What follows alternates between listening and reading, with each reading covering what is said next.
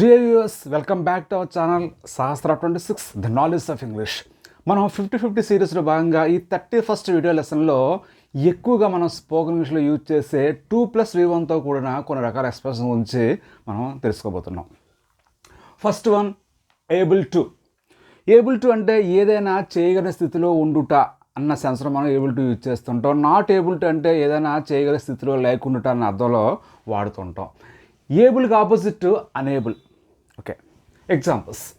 I am able to speak English fluently అంటే నేను English ఫ్లూయెంట్గా మాట్లాడగలిగే స్థితిలో ఉన్నానని చెప్పి ఇలా చెప్తున్నాం. అయితే ఇక్కడ ఏబుల్ టుకి సమానంగా మనం కెన్న కూడా యూజ్ చేయొచ్చు. అయితే ఈ కెన్నకి ఏబుల్ టుకి డిఫరెన్స్ ఉంది. ఆ డిఫరెన్స్ కూడా చూద్దాం. I'm not able to speak English అంటే నేను ఇంగ్లీష్ మాట్లాడగలిగే స్థితిలో లేదని చెప్తున్నాం నెగిటివ్లో.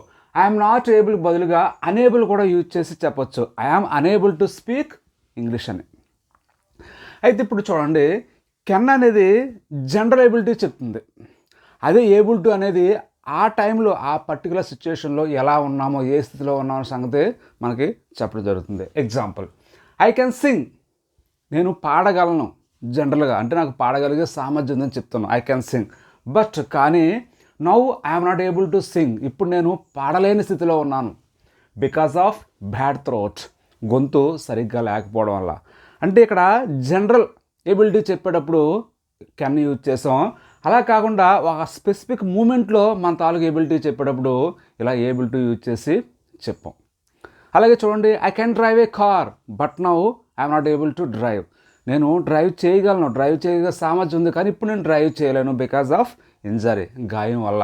ఇలా మనం ఏబుల్ టుని కెన్ మధ్య డిఫరెన్స్ ఈజీగా తెలుసుకోవచ్చు. మీరు ఇంకాస్త డీటెయిల్గా వాటి మధ్య గల డిఫరెన్స్ తెలుసుకోవాలనుకున్నట్లయితే నేను డిస్క్రిప్షన్లో వీడియో లింక్ పెడతాను, ఆ వీడియో మీరు చూడొచ్చు. Next one, willing to. ఏదైనా ఇష్టపడి చేసుట అని అర్థంలో విల్లింగ్ టు యూజ్ చేస్తుంటాం. ఆ విల్లింగ్ టు తర్వాత V1 యూజ్ చేస్తుంటాం. అలాగే ఏబుల్ టు తర్వాత కూడా మనం V1 వాడుతుంటాం. I am willing to take this test అంటే ఈ టెస్ట్ని అంటే ఈ పరీక్ష నేను ఎదుర్కోవడానికి ఇష్టపడే ఉన్నాను. అంటే నా ఇష్టపడే ఆ టెస్ట్ నేను రాస్తున్నాను అని చెప్పేటప్పుడు ఇలా విల్లింగ్ టు యూజ్ చేస్తాం. Next, he is willing to prepare for exams. అతను ఆ ఎగ్జామ్స్కి ఇష్టపడే అతను ఎగ్జామ్స్కి ప్రిపేర్ అవుతున్నాడని చెప్పేటప్పుడు ఏదైనా ఇష్టపడి చేయడం అని చెప్పేటప్పుడు ఇలా విల్లింగ్ టు యూజ్ చేస్తుంటాం. అలాగే పాస్ట్లో చెప్పొచ్చు, ప్రజెంట్లో కూడా వీటిని మనం యూజ్ చేస్తూ ఐ ఆమ్ విల్లింగ్ టు అనొచ్చు, లేదా హీ వాస్ విల్లింగ్ టు అని కూడా మనం చెప్పొచ్చు. Friends, the next expression is ready to.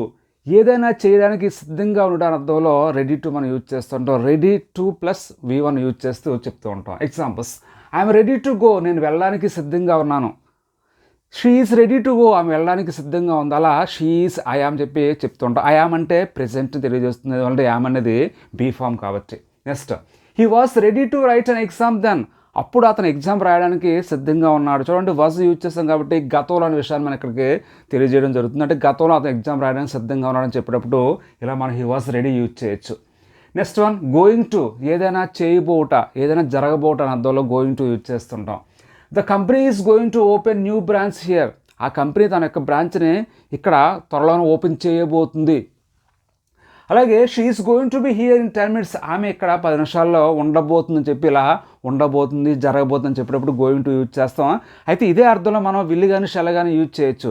అయితే విల్లు షెల్ యూజ్ చేస్తే ఆ యాక్షన్ జరుగుతుందా జరగదనేది మనకు ఖచ్చితంగా తెలియదు. అదే గోయింగ్ టు యూజ్ చేసినట్లయితే ఆ యాక్షన్ సమీప భవిష్యత్తులో ఖచ్చితంగా జరుగుతుందని చెప్పే విషయాన్ని మనకి తెలియజేయడం జరుగుతుంది. Next one, be to. Be అంటే ఇక్కడ బీ యొక్క ఫార్మ్స్ యామ్ కానీ ఈజ్ కానీ ఆర్ కానీ వజ్ కానీ వర్ కానీ యూజ్ తర్వాత టు యూజ్ చేసి తర్వాత V1 యూజ్ చేస్తుంటాం. ఏదైనా పని సమీప భవిష్యత్తులో జరుగుతాని అర్థంలో మనం ఈ బీ 2+V1 అనే ఎక్స్ప్రెషన్ యూజ్ చేస్తుంటాం. Examples, we are to be married soon. మేము త్వరలోనే వివాహం చేసుకోబోతున్నాం. చూడండి, ఇక్కడ బీ యొక్క ఫార్మ్ ఏంటి ఆర్, ఎందువల్లంటే ఇక్కడ వి అనేది ప్లూరల్ కాబట్టి we are to be married త్వరలోనే మేము వివాహం చేసుకోబోతున్నాం అని చెప్పేటప్పుడు ఇలా చెప్పొచ్చు. Next, he is to finish work by 5 కల్లా అతను పని పూర్తి చేయాలి. చూడండి, హీ ఈజ్ టు అని చెప్పాం, హీ యూజ్ చేసి ఈ తర్వాత ఇక్కడ బీ ఫామ్ యూజ్ చేస్తాం ఈజ్ అనే దాన్ని.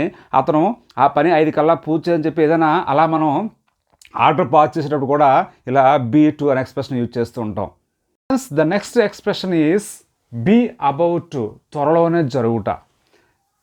The movie is about to begin అంటే మూవీ త్వరలోనే స్టార్ట్ కాబోతుంది, బిగిన్ కాబోతుందని చెప్పి ఆ త్వరలోనే అని చెప్పడానికి ఇలా మనం అబౌట్ టు యూజ్ చేయొచ్చు. Next I'm about to leave this country soon, నేను త్వరలోనే ఈ దేశాన్ని విడిచిపెట్టబోతున్నాను, ఆ త్వరలోనే అని చెప్పడానికి ఇలా అబౌట్ టు యూజ్ చేసి మనం చెప్పవలసి ఉంటుంది. నెక్స్ట్ బీ బౌండ్ టు, భవిష్యత్తులో ఏదైనా ఖచ్చితంగా జరుగుట అలాగే ఖచ్చితంగా చేయవలసి ఉంటుంది, అలా జరగవలసి ఉంటుందని చెప్పేటప్పుడు ఇలా బౌండ్ టు యూజ్ చేస్తుంటాం. I will be bound to visit USA soon, నేను తొందరలోనే యుఎస్ఏ విజిట్ చేయవలసి ఉంటుంది, విజిట్ చేయాలి.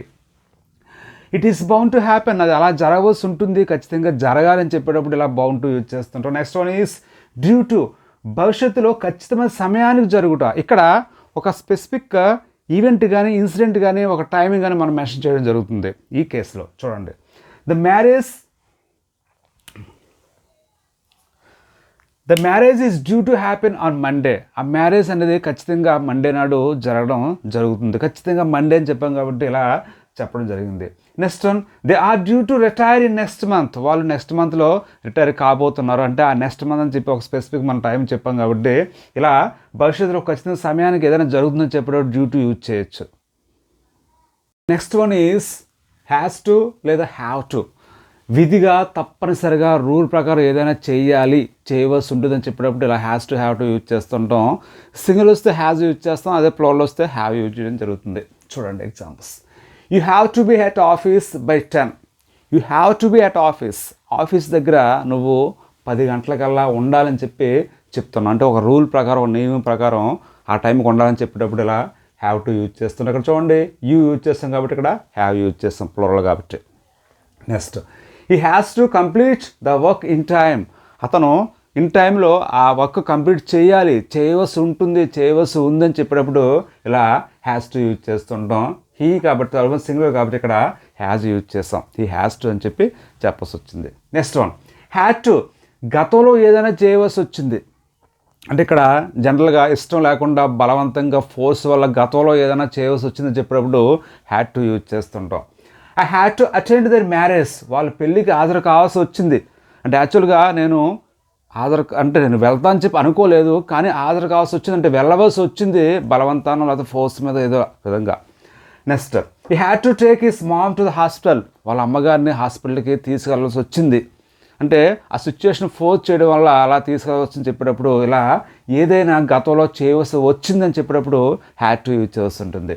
Next had better, had better అనే ఎక్స్ప్రెషన్ మనం ఎవరికైనా ఏదైనా సలహా ఇచ్చేటప్పుడు ఇచ్చేస్తే మంచిది అది చేస్తే మంచిది అని చెప్పేటప్పుడు ఆ హ్యాడ్ బెటర్ యూజ్ చేస్తుంటాం. హ్యాడ్ బెటర్ తర్వాత 2+V1 వస్తూ ఉంటుంది. చూడండి, you had better to consult a doctor, నువ్వు డాక్టర్ని సంప్రదించడం మంచిది, కన్సల్ట్ చేయడం మంచిది అని చెప్పి మనం సలహా ఇస్తున్నాం, అలాంటప్పుడు కూడా ఇలా హ్యాడ్ బెటర్ యూజ్ చేస్తుంటాం. నెక్స్ట్ ఈ had better to learn English now, అతను ఇప్పుడు ఇంగ్లీష్ నేర్చుకోవడం మంచిది అని ఇలా సలహా ఇచ్చేటప్పుడు హ్యాడ్ బెటర్ యూజ్ చేస్తుంటాం. ఈ హ్యాడ్ బెటర్ ప్లేస్లో ఈజ్ బెటర్ కూడా యూజ్ చేయొచ్చు, ఇట్ ఈస్ బెటర్ అని చెప్పి అనే ఎక్స్ప్రెషన్ కూడా ఉంది.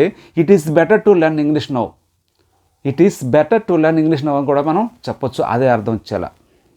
Friends, the next one is I'm planning to learn, నేను నేర్చుకోవడానికి ప్లాన్ చేస్తూ ఉన్నాను. చూడండి, ప్లానింగ్ తర్వాత 2+V1 యూజ్ చేసి అలా ఎక్కువసార్లు చెప్తూ ఉంటాం. ఐఎమ్ ప్లానింగ్ టు గో, నేను వెళ్ళడానికి ప్లాన్ చేస్తున్నాను.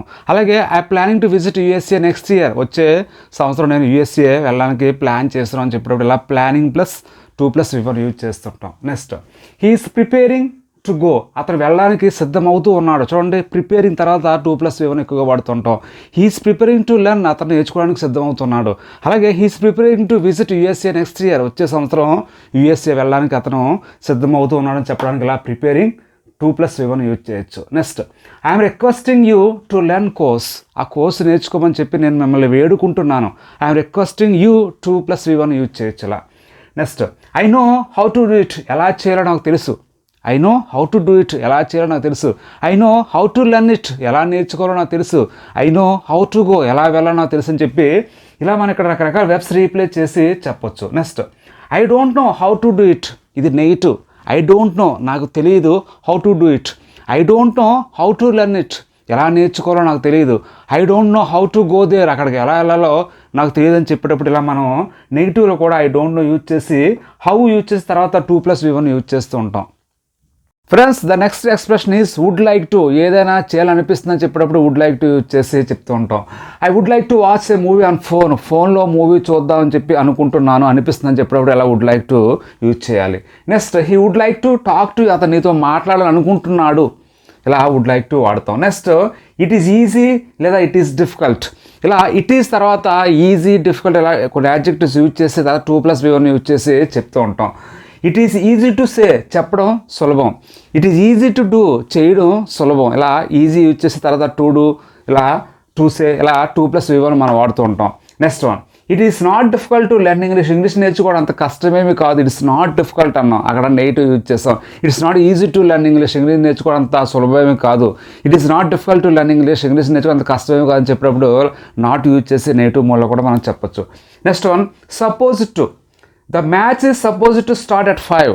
అంటే 5 గంటలకి మ్యాచ్ స్టార్ట్ కాబోతుంది, అవుతుందని చెప్పి ఒక ప్లాన్ ప్రకారం, ఒక ఎక్స్ప్రెషన్ ప్రకారం మనం ఏదైనా చెప్పినట్లయితే ఇలా చెప్తుంటాం సపోజ్ టు యూజ్ చేసి.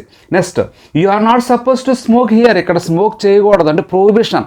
ఏదైనా చేయరాంది చేయవద్దని చెప్పేటప్పుడు ఇలా సపోజ్ టు యూజ్ చేసి చెప్తుంటాం. Okay friends, thank you for watching videos on my 50 days course. Thank you, take care, keep learning.